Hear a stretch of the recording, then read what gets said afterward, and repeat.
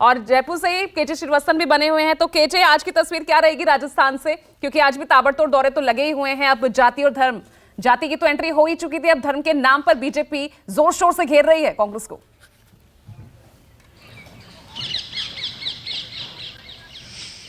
जी बिल्कुल, देखिए धर्म के नाम पर भी अब राजनीति राजस्थान में तेजी से होती जा रही है, इसमें कोई शक नहीं। क्योंकि बीजेपी के इस मीडिया सेंटर में मेरे पीछे आप जो पोस्टर लग रहे हैं, काशी विश्वनाथ के पोस्टर हैं, राम मंदिर के पोस्टर हैं, क्योंकि बीजेपी का यह कहना है कि हमने काम करवाया है। हमारी जो एजेंडा, हमारी जो घोषणाएं थी उसमें यह पहले से था कि यदि हम सत्ता में आएंगे तो ये सब काम करवाएंगे, और हमने उसे पूरा भी किया है। जहां तक जातिगत समीकरणों की बात है, तो मैं पहले धार्मिक समीकरणों की बात बताता हूं। हवा महल में मुख्यमंत्री अशोक गहलोत एक आम आदमी पार्टी के प्रत्याशी के घर चले गए थे।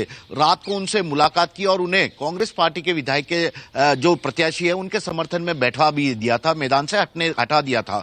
तो इसका मतलब यह है कि वहां पर जो कांग्रेस के वोट दो मुस्लिम प्रत्याशियों के खड़े होने से टूट रहे थे, उसमें से एक को समझाकर कांग्रेस के समीकरणों को साधने की कोशिश की। इसी तरह आदर्श नगर में रफीक खान के खिलाफ एक पार्षद चुनाव लड़ रहे थे, काफी दमदार है, मुस्लिम चेहरे थे भी वे, उन्हें भी मैदान से अब हटा दिया गया कांग्रेस प्रत्याशी के समर्थन में। तो जातिगत समीकरणों को साधने की यहां पूरी कोशिश की जा रही है। वैसे भी जब टिकट दिया जा रहा था, उसी वक्त से देखा जाए तो दोनों ही पार्टियों ने अपने अपने वोट बैंक के हिसाब से जातिगत समीकरणों को ध्यान में रख के दिया। जैसे जाट समाज के कांग्रेस ने 36 प्रत्याशियों को चुनाव मैदान में उतारा, बीजेपी ने 33 प्रत्याशियों को उतारा। एससी समाज के अगर कहा जाए तो 34-34 दोनों ने बराबर के प्रत्याशियों को उतारा है। एसटी के देखा जाए तो 33 कांग्रेस ने और 30 बीजेपी ने उतारा है। राजपूत समाज काफी अहम बीजेपी का वोट बैंक है, तो बीजेपी ने यहां पर 27 राजपूत प्रत्याशियों को चुनाव मैदान में उतारा, जबकि कांग्रेस केवल 17 पे चुनाव उतार सकी। तो इस तरह जातिगत जो समीकरण है उसे पूरा ध्यान रखा गया है। अब जहां तक मुद्दों की बात है, मुद्दे यहां पर शुरू में गारंटियों को लेकर आलोचना की जा रही थी, एक दूसरे गारंटियों के बारे में, उसके फायदे के बारे में गिनाया जा रहा था। लेकिन अब मुद्दे जरा गारंटियों से आगे आ गए, क्योंकि पीएम मोदी लगातार ये कह चुके हैं कि मैं अशोक गहलोत सरकार की किसी भी योजना को बंद नहीं करूंगा। उसके साथ ये कह रहे हैं कि तमाम बीजेपी ने जो मैनिफेस्टो अपना संकल्प पत्र जारी किया था, उसकी गारंटी पीएम मोदी मैं खुद देता हूं, और मोदी की गारंटी मतलब गारंटियों के पूरा होने की गारंटी। हर जनसभा में वे ये बात कहते नजर आते हैं।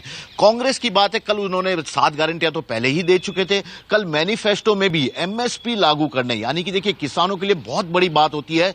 किसान आंदोलन की यदि बात की जाए तो एमएसपी का मुद्दा सबसे बड़ा था, बीजेपी के लिए परेशानी का सबब भी बना हुआ था। तो ऐसे में मैनिफेस्टो में साबित कर दिया, लिख दिया था उन्होंने कि हम एमएसपी लागू कानून बनाएंगे। एमएसपी कानून बनाना, इसका सीधा सीधा मतलब यह है कि केंद्र सरकार के अधिकार होता है, एमएसपी तय करना केंद्र सरकार का अधिकार होता है। लेकिन जब कांग्रेस राजस्थान में कह रही है कि हम एमएसपी कानून बनाएंगे, तो अपने आप में प्रेशर बनाने की टैक्टिक्स कही जा सकती है इसे केंद्र पर, कि वह भी एमएसपी पर अब सोचना शुरू करे। भले ही वो ज्यादा पैसे दे रही है, वो अलग बात है, कानून की बात यहां पर उन्होंने कही है। तो इस तरह से मैनिफेस्टो के जरिए दोनों ही राजनीतिक दल अब चुनाव मैदान में, लेकिन मैनिफेस्टो से आगे बढ़कर भी कुछ ऐसे मुद्दे चुनाव में उछाले जा रहे हैं जो कि आम आदमी से या अशोक गहलोत के कांग्रेस सरकार से पिछले 4.5 साल से जुड़े हुए थे। यहां की भले ही कानून व्यवस्था की बात हो या कि मंदिरों को ढाए जाने की बात हो, तमाम तरह की बातें उसमें हो सकती है। कन्हैया लाल का मुद्दा है, लाल डायरी का मुद्दा है,